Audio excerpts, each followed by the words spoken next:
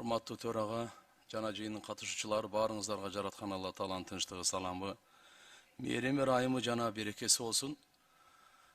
Чакырганыңыздарга, сөз бергениңиздерге чоң рахмат.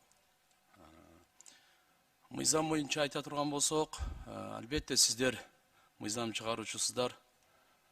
Сиздерге мына сунушту алып келип атат. Алла Тааланын алдында чоң аманат. Мамлекетибизге пайда, динге зыяны жок деп үмүттүү болобуз иншалла. Буга чейин мынакей президентибиз Садыр Нуркожоевич өзү баш болуп 3 жолу ушу мыйзамдын үстүндө талкуулар, сунуштар болду. Абдан жакшы. Жалпысынан алганда Кудайга шүгүр.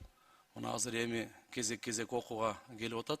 Сиздердин алдыңыздарга албетте мыйзамга кол коюлгандан кийин эми баарыбыз баш ийип аткаруу милдеттүү болот.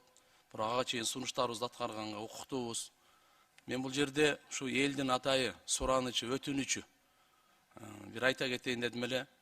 Мынакей президентибиз Садыр Нуркожоевичке, Канчыбек Кыдыршаевичке, бардык эл өкүлдөрү, сиздерге мына ушул гаш маселеси боюнча бул сураныч катары, өтүнүч катары, аманат катары айтып кетишим керек. Ушуну бир тыюу салбастан имамдардын бир көзөмөлүндө мусулманды зыярат кылушу токтобой эле боло берсе деген ушу алардын бир чоң суранычы. Анан калгандары боюнча алхамдулилля бардыгы буга чейин көп талкуу болду. Азыр эң орчундуу маселеси ушул эле деп ойлойм да. Анан башкалар алхамдулилля азыркы билим берүү боюнча, ажылык умурасы боюнча, медреселердики, муфтияттын ишмердүүлүгү бардык окуу боюнча иншалла неме болгон.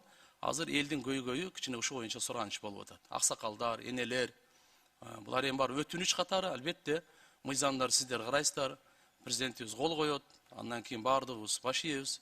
Ал немесинде кеп жок. Суранычтар ушул. Башка мен эч кандай неме суранычым деле жок ушул.